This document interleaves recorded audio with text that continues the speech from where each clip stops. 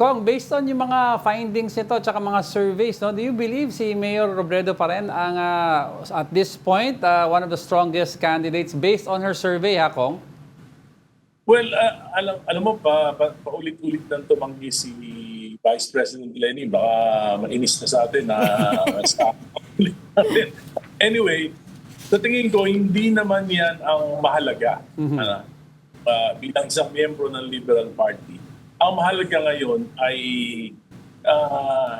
kung papaano natin babaguhin yung frame of mind ng mamamayan sa pagpili ng mga magiging leader natin sa ating bansa. Kasi nakita naman natin during the time of Pinoy, ang Pilipinas ay naging isang economic tiger. Bumaba ang level ng korupsyon. Yun ang pinakamaliit na pagputang na nangyari sa lahat ng mga administrasyon. Tumaas ang GDP, bumaba ang inflation, at pati yung classroom backlog, zero nung panahon. So dapat talaga matuto, ang dapat magbago, hindi yung mga politiko lang. Ang dapat magbago yung frame of mind, yung mga mamamayan. Kung gusto nyo ng maayos na gobyerno, na mapoprotektahan ang kinabukasan ng ating mga anak at mga apo. Gusto ng gobyerno na matikman naman natin yung tinatamasang kaunlaran ng mga Asian countries na dati nasa likod lang natin pero ngayon mas maunlad na sa atin. Dapat pumili tayo ng tama. Kung matuloy lang, kung si Marroas lang ang nanalo noong 2016, palagay ko maunlad na yung bansa natin. Kasi simple lang, kwalifikasyon. Sino ba yung may kwalifikasyon? Sino ba yung may integridad? Hindi yung popularity, hindi yung nagpapadaan lang tayo sa boladas, hindi yung patronage, hindi ayuda. Kundi sino yung taong may integridad at may talino at may kakayahan para mamuno ng bansa. Yan ang dapat pag-aksayahan ng panahon ng Liberal Party. Kung pwede, pumunta kami sa lahat ng kasulok-sulukan ng ating bansa. Turuan natin ang mga... Right.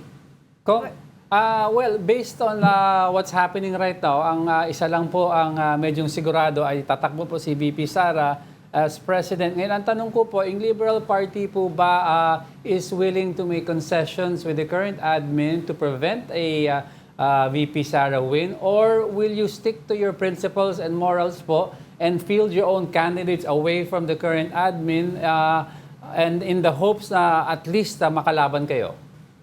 Hindi pa po nagkakaisa yung Partido Liberal. Okay na yan. Isa pa, pero para sa akin, simple lang. Pagka tayo ay dumikit sa mga Marcos, kasama tayo dun sa pinakamalaking korupsyon na nangyari sa buong bansa. Kung sasama naman tayo kay VP Sara, paano naman yung prinsipyo natin against war on drugs, against political dynasties, di ba? So, ang tingin ko, turuan natin yung mga Pilipino, ibalik natin yung swerte. Baka pwede reset. Diyan pa naman si Mar Rojas. Kung ayaw ni VP Lenny, sa tingin ko, ang pinakakwalipikado maging presidente ng Pilipinas si Mar Rojas. Kaya nga sabi ko sa mga kasama ko, bakit hindi natin ibalik yung swerte? Sabi natin mga Pilipino, piliin natin si Mar Rojas, siya, patakboy natin. Pilitin siya. Have you talked to him recently, Kong? Have you talked to him recently about this? Marami na kami mga kasama ko na nag-uusap-usap. Why not ibalik natin kasi pagpatuloy natin, reset natin yung 2010 to 2016, that's the best years of the Philippine economy, that's the best years in terms of lowering corruption.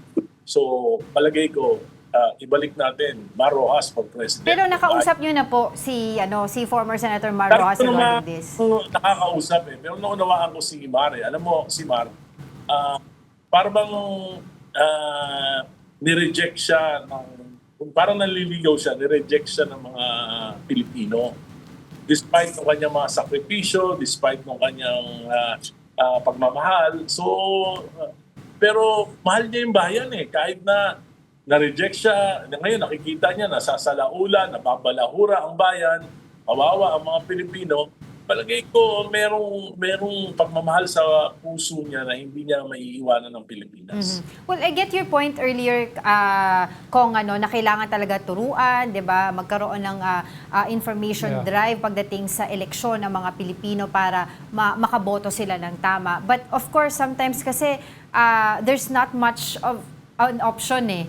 'Di ba? Ngayon po si former Vice President Leni Robredo, Mayor Leni Robredo ay ayaw na. Do you think na kung for example, ilabas natin yung ibang mga pangalan like Mar Rojas, Kiko Bam Aquino, Senator Bam Aquino, and Yes. Senator Ontiveros. Risa Ontiveros, ay magkakaroon din ng numero yon, taking away Yes, I think so. Leni in the equation? Yes, I think so. At importante talaga yung frame of mind ng mga Pilipino. Ngayon, napakalaking opportunity dahil nakita naman nila kung gaano sila nahihirapan. Nahihirapan na kayo, binubola na kayo. Sabi nila, President Marcos and VP Sara, sabi nila, para umunlad ng bansa, dapat uni team. O ano nangyari ngayon? Uni away na, uni nakaw pa.